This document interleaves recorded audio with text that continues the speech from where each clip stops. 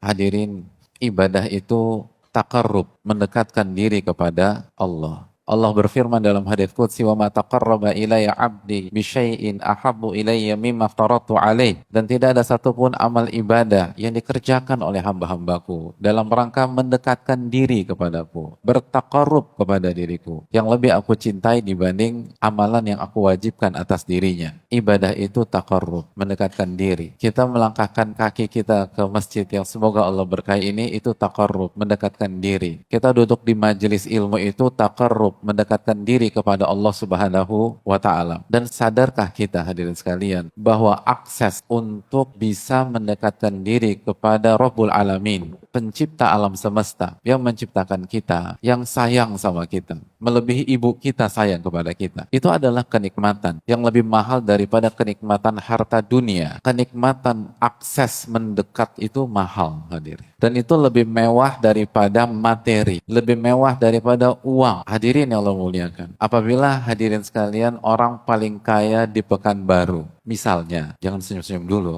misalnya. Lalu setiap bulan kita infakkan misal 5 miliar untuk sedekah, hadiah, kita bagi-bagi itu. Setiap bulan 5M. Dalam 1 tahun itu mungkin ada 1 juta orang menikmati uang kita. Pertanyaannya simpel. Apakah ketika kita memberikan 1 juta orang dalam tahun tersebut, secara otomatis kita kasih akses ke 1 juta orang itu untuk mendekat kepada kita? Semua orang bisa dekati kita? Enggak.